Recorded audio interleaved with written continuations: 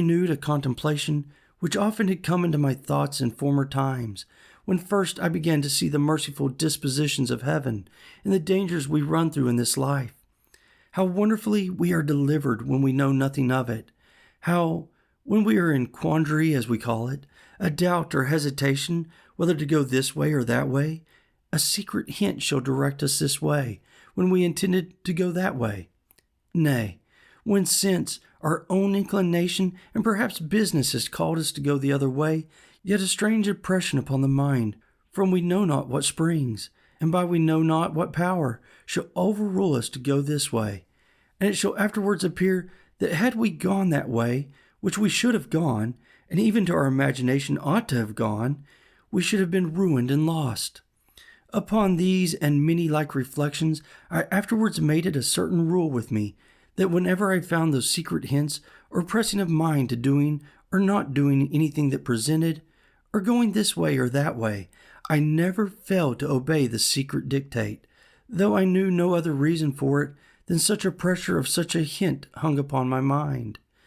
I could give many examples of the success of this conduct in the course of my life, but more especially in the latter part of my inhabiting this unhappy island, besides many occasions which it is very likely I might have taken notice of, if I had seen with the same eyes then that I see with now. But it is never too late to be wise, and I cannot but advise all considering men whose lives are attended with such extraordinary incidents as mine, or even though not so extraordinary, not to slight such secret intimations of Providence, let them come from what invisible intelligence they will, that I shall not discuss and perhaps cannot account for, but certainly they are proof of the converse of spirits and a secret communication between those embodied and those unembodied, and such a proof as can never be withstood, of which I shall have occasion to give some remarkable instances in the remainder of my solitary residence in this dismal place. I believe the reader of this work will not think it strange if I confess that these anxieties, these constant dangers I lived in, and the concern that was now upon me, put an end to all invention, and to all the contrivances that I had laid for my future accommodations and conveniences. I had the care of my safety more now upon my hands than that of my food. I cared not to drive a nail or chop a stick of wood now, for fear the noise I might make should be heard. Much less would I fire a gun for the same reason, and above all, I was intolerably uneasy at making any fire, lest the smoke, which is visible at a great distance in the day, should betray me.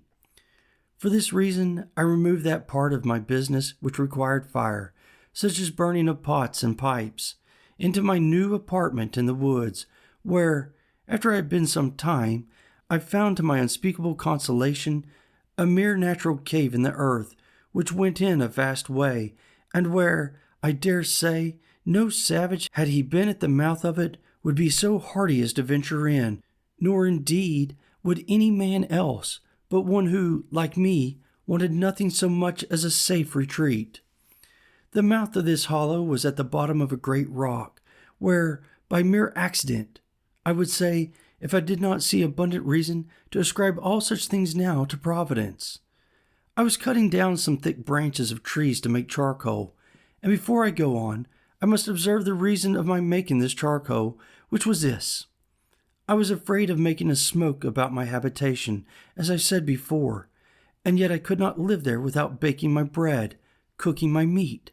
So I contrived to burn some wood here, as I had seen done in England, under turf, till it became chark or dry coal, and then putting the fire out, I preserved the coals to carry home, and performed the other services for which fire was wanting, without danger of smoke. But this is by the by. While I was cutting down some wood here, I perceived that behind a very thick branch of low brushwood or underwood, there was a kind of hollow place. I was curious to look in it, and getting with difficulty into the mouth of it, I found it was pretty large, that is to say, sufficient for me to stand upright in it, and perhaps another with me. But I must confess to you that I made more haste out than I did in, when looking further into the place, in which was perfectly dark, I saw two broad shining eyes of some creature, whether devil or man I knew not, which twinkled like two stars, the dim light from the cave's mouth shining directly in and making the reflection. However, after some pause, I recovered myself and began to call myself 1,000 fools, and to think that he that was afraid to see the devil was not fit to live 20 years in an island all alone, and that I might well think there was nothing in this cave that was more frightful than myself. Upon this, plucking up my courage, I took up a firebrand, and in I rushed again with the stick flaming in my hand. I had not gone 3 steps in before I was almost as frightened as before, for I heard a very loud sigh, like that of a man in some pain, and it was followed by a broken noise, as of words half expressed, and then a deep sigh again. I stepped back, and was indeed struck with such a surprise that it put me into a cold sweat. And if I had had a hat on my head, I would not answer for it that my hair might not have lifted it off. But still plucking up my spirits as well as I could, and encouraging myself a little with considering that the power and presence of God was everywhere and was able to protect me, I stepped forward again, and by the light of the firebrand, holding it up a little over my head, I saw lying on the ground a monstrous, frightful old he-goat, just making his will, as we say, and gasping for life and dying indeed of mere old age. I stirred him a little to see if I could get him out, and he essayed to get up, but was not able to raise himself. And I thought with myself he might even lie there, for if he had frightened me, so he would certainly frighten any of the savages, if any of them should be so hardy as to come in there while he had any life in him. I was now recovered from my surprise, and began to look round me, when I found the cave was but very small. That is to say, it might be about 12 feet over, but in no manner of shape, neither round nor square, no hands having ever been employed in making it but those of mere nature. I observed also that there was a place at the further side of it that went in further, but was so low that it required me to creep upon my hands and knees to go into it, and whether it went I knew not. So having no candle, I gave it over for that time, but resolved to go again the next day, provided with candles and a tinder box, which I had made of the lock of one of the muskets, with some wildfire in the pan. Accordingly, the next day I came provided with 6 large candles of my own making. For I made very good candles now of goat's tallow, but was hard set for candle wick, using sometimes rags or rope yarn, and sometimes the dried rind of a weed like nettles. And going into this low place, I was obliged to creep upon all fours, as I have said, almost 10 yards, which, by the way, I thought was a venture bold enough, considering that I knew not how far it might go, nor what was beyond it.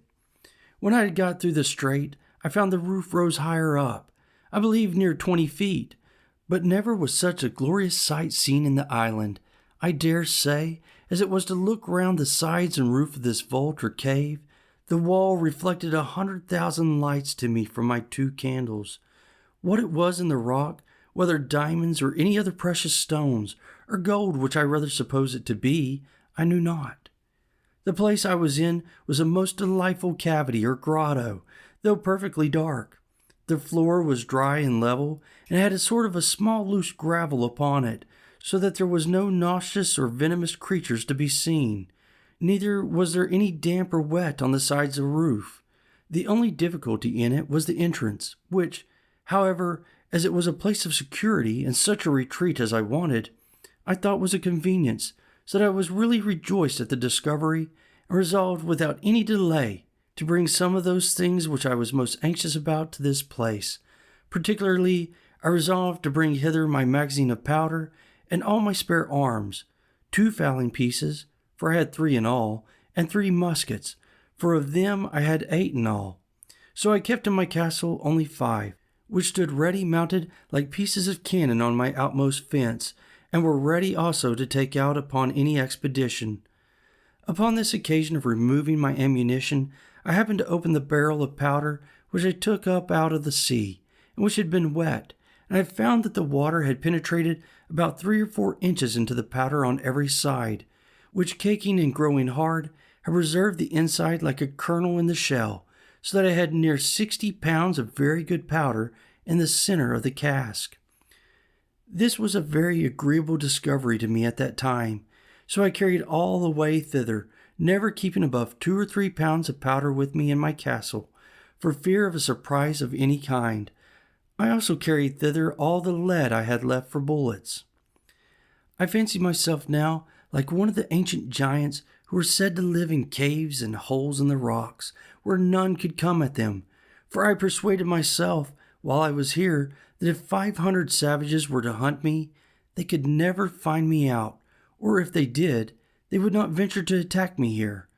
The old goat whom I found expiring died in the mouth of the cave the next day after I made the discovery, and I found it much easier to dig a great hole there and throw him in and cover him with earth than to drag him out. So I interred him there to prevent offense to my nose.